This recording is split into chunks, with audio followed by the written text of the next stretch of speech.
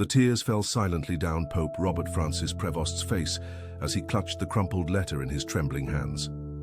The Vatican's grand hall, usually filled with formality and ancient tradition, fell into an astonished silence.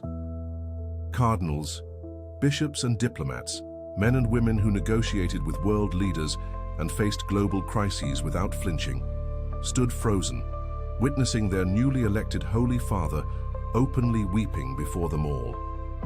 "I need to see this child," the Pope whispered, his voice breaking. "Today, no matter what's on my schedule." The Swiss guard who had delivered the letter stood at attention, equally moved by the pontiff's unexpected reaction.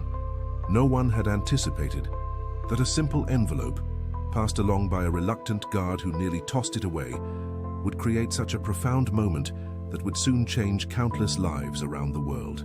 Before we continue, if you enjoy stories of unexpected moments that change lives forever, make sure to click that subscribe button. This is the best way for you to support our work. Thank you very much, and let's continue.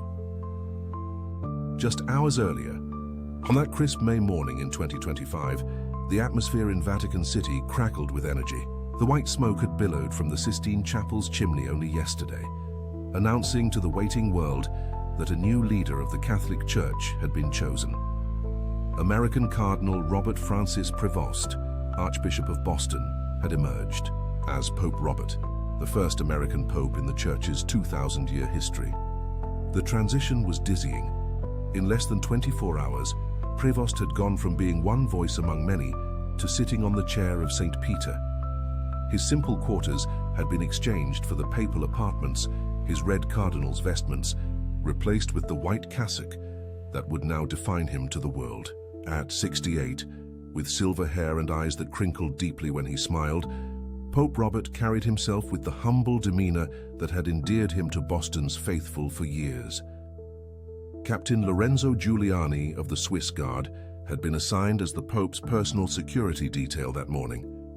A 20-year veteran of the Pope's historic security force, Lorenzo had served under 3 pontiffs, each with their distinct personalities and quirks.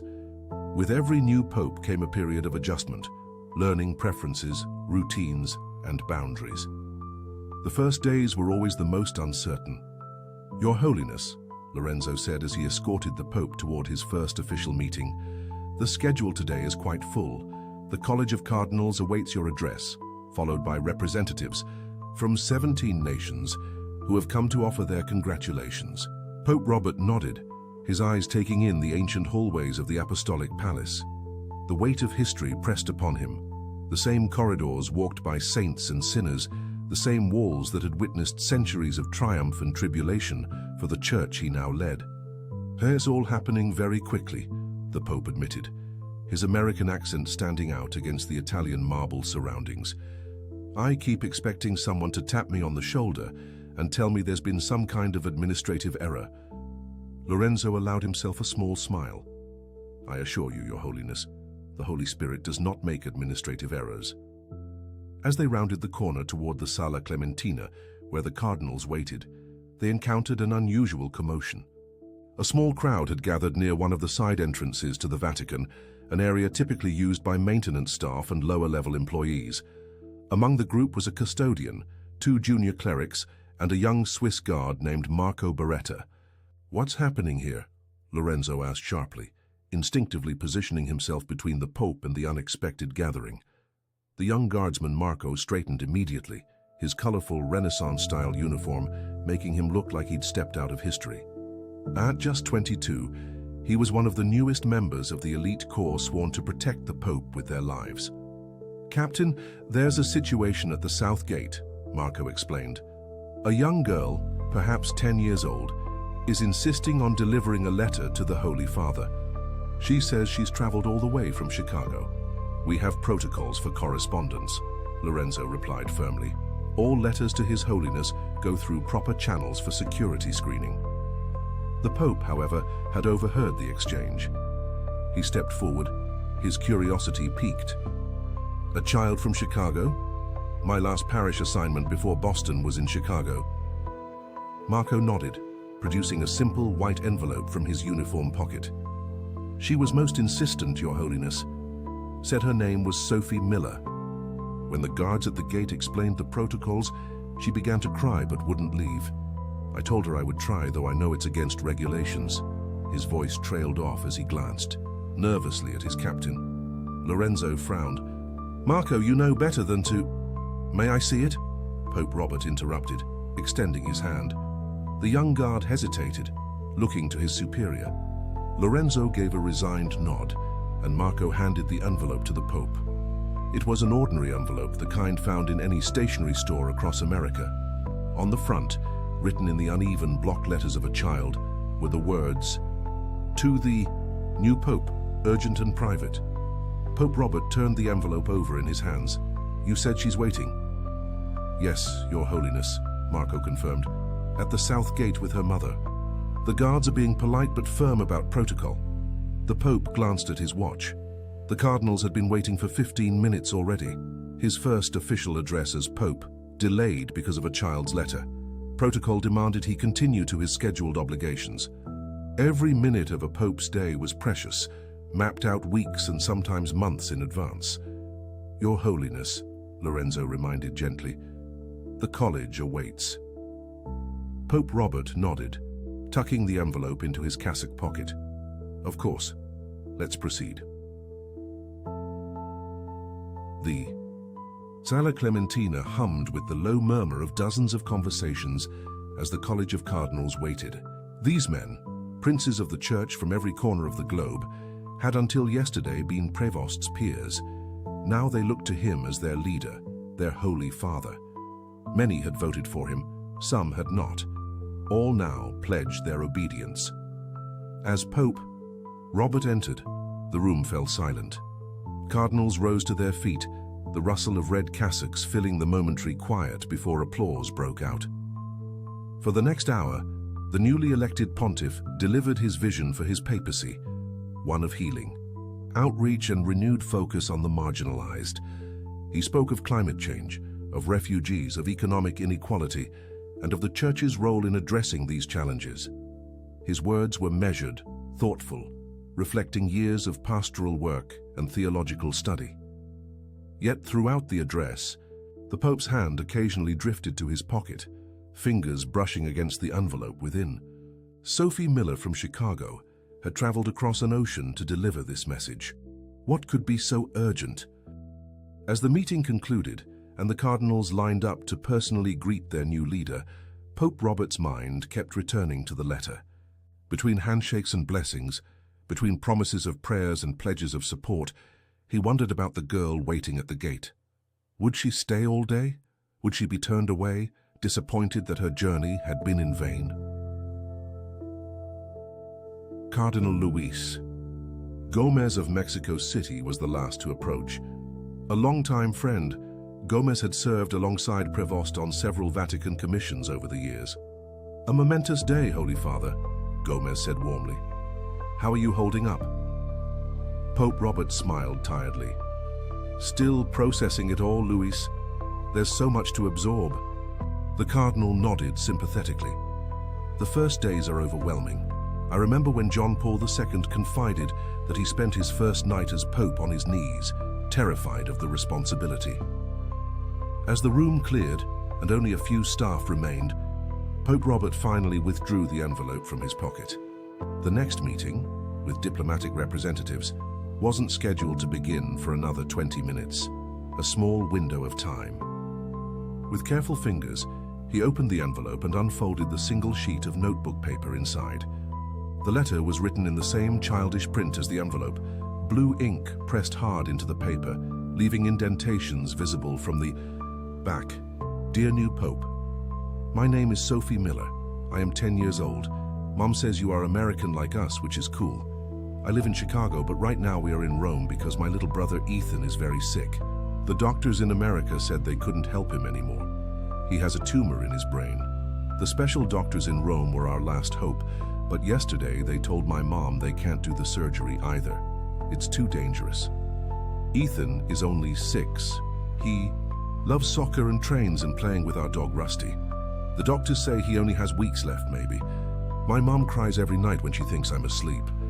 I know you are very busy being the new Pope with important Pope things to do. But Ethan saw on TV when they picked you and he said you had kind eyes. He said maybe you could pray for him. I told him I would try to get a letter to you.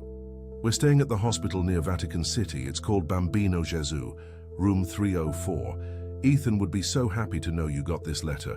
He believes in miracles. I'm trying to believe too. Thank you for reading my letter.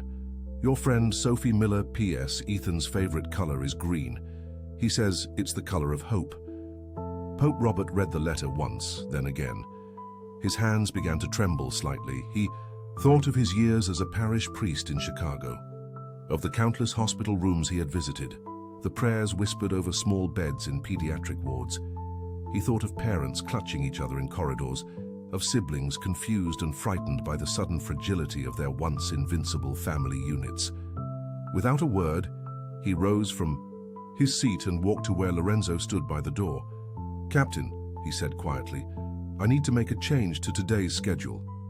Lorenzo raised an eyebrow. "Your Holiness?" "The diplomatic reception. It needs to be postponed." The Swiss Guard captain's professional composure showed a brief crack of surprise. "Postponed? But Your Holiness, there are 17 nations represented. Some delegates have traveled thousands of miles." "I understand," Pope Robert said firmly. "Please convey my sincere apologies and offer to reschedule for tomorrow. This is a matter of pastoral urgency." Lorenzo hesitated, then nodded. "What shall I tell them is the reason?"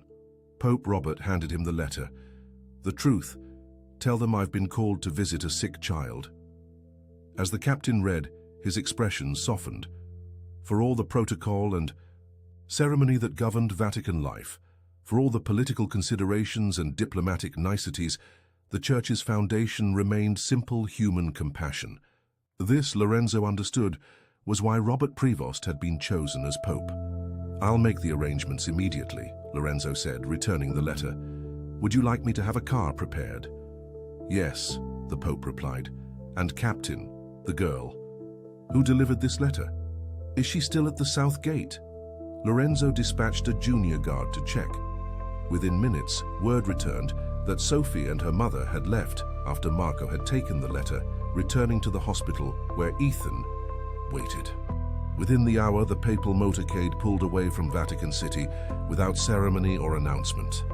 In the back seat of the modest black sedan, Pope Robert sat in contemplative silence. He had removed the formal white zucchetto that marked his office, leaving it on the seat beside him. Today, he felt less like the Vicar of Christ and more like Father Bob from Chicago, the parish priest who had sat with countless families in their moments of greatest need. The Bambino Gesù Children's Hospital was less than 2 miles from the Vatican, a prestigious pediatric facility operated by the Holy See itself. Despite this connection, the arrival of the Pope himself just 1 day after his election caused immediate commotion. Hospital administrators scrambled to arrange a proper reception, but Pope Robert waved away the formalities. "I'm here as a priest visiting a sick child," he explained to the flustered hospital director. "Room 304, Ethan Miller." Word spread rapidly through the hospital corridors. Staff members paused in their duties, watching with astonishment as the Pope, accompanied only by Lorenzo and 2 other Swiss guards, made his way to the 3rd floor. No media had been notified, no ceremonial preparations made. This was not a public relations exercise or a formal papal visit. It was a shepherd seeking out a single lamb. Outside room 304, a woman in her early 40s sat on a vinyl chair, head bowed over her phone. Dark circles shadowed her eyes, and her brown hair was pulled back in a hasty ponytail. Beside her, slumped against the wall in child-sized hospital pajamas, sat a girl with a book open on her lap, though her gaze was fixed distantly on the opposite wall rather than on the pages. The woman noticed the approaching footsteps first, looking up automatically before freezing in disbelief. She nudged her daughter, whose eyes widened to perfect circles. "Sophie Miller?" Pope Robert asked, his voice gentle. The girl nodded, speechless, her book sliding forgotten from her lap to the floor. "I got your letter," he continued, kneeling down despite his formal attire to meet her at eye level. "I'm Robert. You wrote to me about your brother Ethan. Sophie's mother had risen to her feet, one hand pressed to her mouth. "Your Holiness," she managed, her voice barely audible. "We never expected. Sophie just wanted to help her brother," the Pope finished for her. "That's what big sisters do, isn't it?" He smiled at Sophie, who had found her voice at last. "You really came," she whispered. "I told Ethan you would, but Mum said not to get his hopes up because you're too important and busy." Pope Robert shook his head. "No one is too important to visit a child who is suffering." He glanced at the closed door to room 304. "May I meet Ethan?" Sophie's mother, introduced as Jennifer Miller, composed herself enough to lead them into the room. Inside, the typical sterile environment of a hospital had been softened with touches of home. A stuffed dinosaur perched on monitoring equipment, crayon drawings taped to walls, a tablet computer playing quiet music on the bedside table. In the center of it all, dwarfed by the hospital bed, lay a small boy with wisps of blonde hair clinging to his pale scalp. Intravenous lines ran to both arms, and a nasal cannula provided supplemental oxygen. Despite these clinical intrusions, Ethan's face lit up with curiosity as the door opened. "Ethan," Sophie said, rushing to her brother's side, her previous solemnity replaced with excitement. "You'll never guess who came to see you." The boy's gaze shifted to the doorway, taking in the white cassocked figure who had to duck slightly to enter the room. For a moment, confusion crossed his features, followed by dawning recognition. "Are you really the Pope?" he asked, his voice thin but clear. Pope Robert approached the bed, smiling warmly. "I really am. Your sister Sophie wrote me a very special letter. She told me you were here and that you thought I had kind eyes." Ethan studied the Pope's face seriously. "You do," he concluded after a moment. "On TV they were too far away to see good, but up close, they're definitely kind." A lump formed in Pope Robert's throat. "May I sit with you for a while, Ethan?" The boy nodded, carefully shifting to make space on the edge of his bed. Pope Robert sat down, his white cassock contrasting sharply with the cartoon-patterned hospital linens. Lorenzo and the Swiss guards positioned themselves discreetly by the door, their colorful uniforms drawing fascinated glances from Ethan. "Are those real soldiers?" he whispered to the Pope. "They are," Pope Robert confirmed. "The Swiss Guard. They protect the Pope and have done so for over 500 years. Ethan's eyes widened. "Whoa." For the next hour, the newly elected leader of the Catholic Church sat in a pediatric hospital room, talking with a 6-year-old boy about soccer, teams, favorite dinosaurs, and what it felt like to ride in the Pope-mobile. Jennifer Miller stood by the window, alternately wiping tears and taking discreet photos with her phone. Sophie perched on the foot of her brother's bed, beaming with the satisfaction of a mission accomplished. As their conversation progressed, Pope Robert gently steered it toward deeper waters. "Sophie tells me the doctors are having trouble helping you get better," he said softly. Ethan's smile dimmed slightly. "Yeah, Mom says they tried really hard, but my tumor is in a tricky spot." He pointed to the back of his head. "Right here, where all the important brain wires connect. They're scared they'll break something if they try to take it out." The simplicity with which he described his condition, this death sentence decoded into terms a child could grasp, struck Pope Robert deeply. In his years of ministry, he had observed that children often faced mortality with a directness that adults struggled to match. "That must be very frightening," the Pope said. Ethan considered this, then shrugged. "Sometimes, mostly at night, when it's dark and quiet, but during the day there's too much happening to be scared all the time. It would be exhausting." A small laugh escaped Pope Robert, surprising even himself. "Oh, you're very wise, Ethan. Many adults could learn from your perspective." "Sophie said you might pray for me," Ethan continued, his expression turning hopeful. "Is that true? Mom says God listens extra carefully when important people pray." Jennifer made a small sound from by the window, half laugh, half sob. "I didn't quite phrase it that way, Ethan." Pope Robert smiled gently. "God listens carefully to everyone's prayers, important or not. But I would be honored to pray with you if you'd like." Ethan nodded eagerly, reaching for his mother's hand. Jennifer moved to the bed, sitting on the opposite side from the Pope. Sophie completed the circle, creating an island of connection amid the beeping monitors and sterile hospital environment. Lorenzo, watching from his post by the door, observed as the Pope took Ethan's free hand in his own. The Swiss Guard captain had witnessed countless formal papal blessings, elaborate masses and ceremonial proceedings. But there was something about this simple tableau, this unscripted, unannounced moment of human connection that affected him more deeply than any cathedral ceremony. Pope Robert closed his eyes and began to pray, not in Latin or with formal, ecclesiastical language, but simply as one human being calling out for another. He prayed for Ethan's comfort, for his family's strength, for the wisdom of his doctors. He acknowledged the fear and pain they were experiencing, not offering empty promises of magical healing, but affirming God's presence even in the darkest valleys. As the prayer concluded, there wasn't a dry eye in the room. Even the stoic Swiss guards blinked rapidly, their ceremonial resolve tested by the raw humanity of the moment. Ethan, however, appeared peaceful, almost serene. He looked up at Pope Robert with clear eyes and asked, "Would you tell me a story?" The request, so childlike and ordinary, momentarily caught the Pope off guard. Then he smiled. "What kind of story would you like to hear?" "A true one," Ethan specified, "about when you were little like me." And so, as afternoon shadows lengthened across the hospital room floor, Pope Robert told stories from his childhood in Illinois, about catching fireflies in mason jars, about his first communion, about the time he got lost at the state fair and was found by a kind stranger who bought him ice cream while they waited for his frantic parents. He spoke of his early calling to priesthood, how even as a boy he had felt drawn to the church, though he couldn't have imagined where that path would lead. Ethan listened intently, occasionally asking questions or offering comparisons to his own experiences.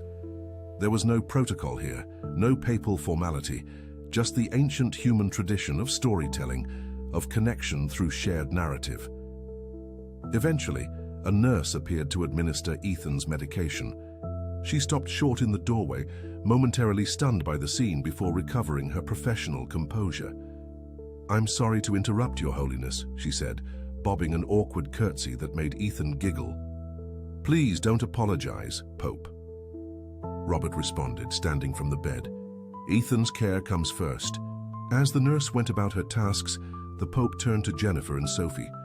"I should let Ethan rest, but with your permission, I'd like to return." Jennifer's surprise was evident. "Return? But surely your schedule?" Pope Robert smiled. "My schedule is in service to my calling, not the other way around. And sometimes God makes it very clear where I'm meant to be." He looked meaningfully at Sophie, who stood a little taller under his gaze.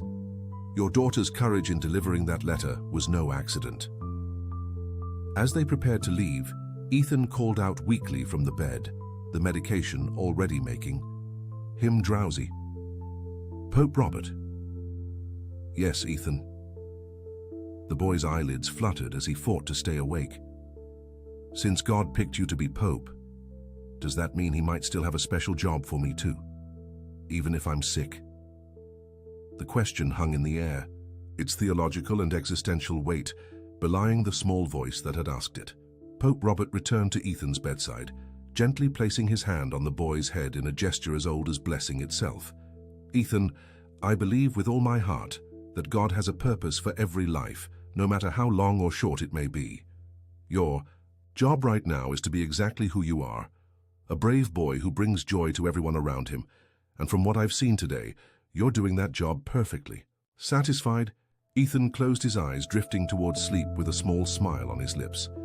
In the corridor outside, Pope Robert spoke quietly with Jennifer about Ethan's condition, physician-to-physician contacts who might offer second opinions, and practical support the Church could provide. Their conversation was interrupted by a commotion at the end of the hallway. Journalists had somehow gotten wind of the Pope's unscheduled hospital visit. Camera flashes illuminated the corridor as Lorenzo and his men moved to intercept them. "I apologize for the intrusion," Pope Robert said to Jennifer. "This wasn't meant to be a media event." Jennifer shook her head, eyes glistening with tears. "Please don't apologize. Today you gave my son something no doctor or medicine could. You gave him back his hope. She hesitated, then added, "This morning, Ethan told me he was tired of fighting, that maybe it would be easier to just let go. After your visit, did you see how his eyes lit up again?" The Pope nodded, his own emotions threatening to surface. Sophie, standing beside her mother, reached out tentatively and took his hand. "Thank you for reading my letter," she said simply. As Lorenzo cleared a path through the gathering press, Pope Robert made his way back to the waiting car, declining all requests for comments or photos. His mind was already working, formulating plans for ongoing support for the Miller family, for ways to ensure that regardless of Ethan's medical outcome, his remaining time would be filled with meaning and joy. What neither the Pope nor the Millers could have anticipated was how quickly the story would spread. By evening, shaky cell phone footage of the Pope entering the children's hospital had gone viral. Initial speculation about the Pope's health was quickly replaced by the emerging story of Sophie's letter and Ethan's condition. Back at the Vatican, Pope Robert found his communications team in crisis mode, unprepared for this unscheduled and unannounced papal excursion. Messages were pouring in from around the world, from church officials seeking clarification, from media outlets requesting official statements, from ordinary people touched by the story of a pope who had postponed meeting world leaders to visit a dying child. "Your Holiness," his press secretary fretted, "we had no prepared strategy for this. The narrative is developing without our guidance." Pope Robert looked at the man thoughtfully. "Perhaps that's as it should be. Not everything needs to be managed or messaged. Some things simply need to be lived." That night, alone in the papal apartments that still felt foreign to him, Pope Robert knelt in prayer. He thought of Ethan, of the boy's question about purpose. He thought of Sophie's determination to reach him, of how a child's letter had cut through layers of protocol and ceremony to remind him of what truly mattered. "Guide me," he whispered, "into the darkness. Help me to remember always that the title means nothing if I forget the calling." The following morning, as promised, Pope Robert rescheduled the diplomatic reception. 17 representatives from nations across the globe waited in the Apostolic Palace's ornate reception hall, conversations hushed with anticipation. When the Pope entered, many expected an apology for yesterday's postponement, perhaps a brief explanation before proceeding with formal pleasantries. Instead, Pope Robert began with a story. "Yesterday, a 10-year-old girl named Sophie Miller reminded me why God called me to serve His church," he said, his voice carrying clearly through the hall. "She taught me that no schedule, no protocol, no diplomatic consideration should ever take precedence over a suffering child." He told them about the letter, about Ethan's illness, about the visit that had recharged his sense of purpose at the very beginning of his papacy. As he spoke, the assembled diplomats, men and women accustomed to political calculation and strategic positioning, listened with rapt attention. "I share this with you," Pope Robert concluded, "because as representatives of your nations, you hold positions of great influence. Like me, you have schedules filled with important meetings and critical decisions. But also, like me, your ultimate responsibility is to the most vulnerable among us, to the Sophies and Ethans whose voices might otherwise go unheard." The Japanese ambassador was the first to respond, rising to his feet with uncharacteristic emotion visible on his normally composed face. "Your Holiness," he said, bowing deeply, "I believe I speak for all of us when I say that far from being disappointed by yesterday's postponement, we are humbled by the lesson you have offered. You have shown us not just what it means to be Pope, but what it means to be human." The room erupted in applause. Cardinal Gomez, observing from nearby, leaned toward Lorenzo with a smile. "I think our friend is going to be a very different kind of Pope," he murmured. The Swiss Guard captain nodded, thinking of the scene he had witnessed in Ethan's hospital room. "The world could use a different kind of Pope," he replied. Over the following days, an extraordinary movement began to take shape. The story of Ethan Miller, Sophie's letter, and the newly elected Pope's response resonated far beyond Catholic circles. News outlets around the world picked up the narrative. Social media campaigns emerged organically. and a hashtag, Ethan's miracle, began trending globally. Medical specialists from leading institutions reached out, offering to review Ethan's case. A renowned neurosurgeon from Japan flew to Rome at her own expense, bringing experimental technology that allowed for more precise tumor mapping. While no one promised a cure, new possibilities for treatment began to emerge, where before there had been only resignation. Pope Robert visited the hospital daily, sometimes for only a few minutes between official duties, sometimes for longer stretches where he'd read to Ethan or play simple card games. He brought Sophie books about space, her newfound interest after learning that the Vatican operated its own astronomical observatory. The Miller family became, in a sense, the Pope's own parish, a direct connection to the pastoral work that had defined his priesthood before the weight of the papal office descended upon him. 1 week after his first visit, Pope Robert entered Ethan's hospital room to find the boy sitting up in bed, eyes bright with excitement. "They're going to try," Ethan announced before the Pope could even greet him. "The doctors are going to try to take out the tumor." Jennifer explained that the team of international specialists who had reviewed Ethan's case had identified a potential approach. Risky, certainly, but offering a chance where before there had been none. "The surgery is scheduled for next Tuesday," she said, her voice steady though her hands trembled slightly. "They've been honest with us about the odds, but there's hope," Sophie finished, sitting cross-legged at the foot of her brother's bed. "Real hope, not just pretend hope." Pope Robert sat with them, listening as they explained the procedure, asking thoughtful questions, offering support, without false promises. When they had finished, he suggested they pray together, not for a specific outcome, but for strength, courage, and peace, regardless of what lay ahead. As news of the upcoming surgery spread, something remarkable began to happen. People of all faiths, and no faith at all, began gathering outside the Bambino Gesù hospital. They came with candles, with flowers, with handmade signs bearing messages of support for a boy most had never met. The Tour Ethan's Miracle hashtag inspired artwork, songs, and stories shared across continents. "I don't understand," Ethan said, peering out his window at the growing crowd below. "Why do they care about me? I'm just a regular kid." Pope Robert, who had come to sit with the family the night before the surgery, considered the question carefully. "I think," he said slowly, "people see in you and your sister something they need to be reminded of. Courage in difficult times, love that doesn't give up, hope that persists even when the odds seem impossible.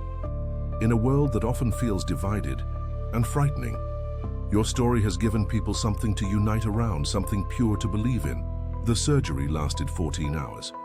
Pope Robert spent the entirety of it in the hospital chapel, sometimes in silent prayer, sometimes in quiet conversation with families of other patients who drifted in and out. Lorenzo remained with him, observing how natural the Pope seemed in this setting, how at ease offering comfort to anxious parents or distracting worried siblings with simple games and stories. When the lead surgeon finally appeared in the chapel doorway, exhaustion etched in the lines of her face, Pope Robert rose to meet her. "We removed approximately 85% of the tumor," she reported, the clinical terminology at odds with the emotion in her voice. "The location was every bit as complex as the scans indicated, but the new imaging technology allowed us to navigate better than we'd hoped. He's not out of danger yet. The next 48 hours will be critical, but he's fighting."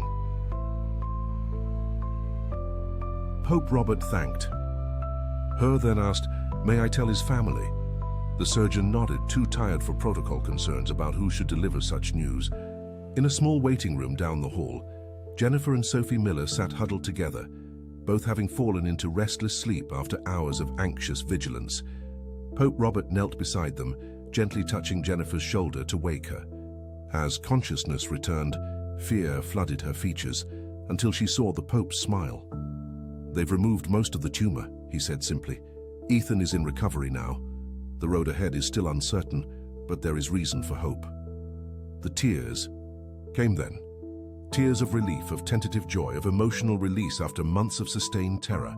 Sophie woke to find her mother crying in the Pope's arms, and for a moment was gripped by panic, until Pope Robert extended his other arm to her, pulling her into the embrace. "He's fighting, Sophie," he told her. "Your brother is fighting." Over the next 2 days, as Ethan remained sedated in intensive care, the world seemed to hold its collective breath. Updates on his condition were shared through official Vatican channels, an unprecedented move that reflected how thoroughly the Miller family's story had become intertwined with the early days of Pope Robert's papacy.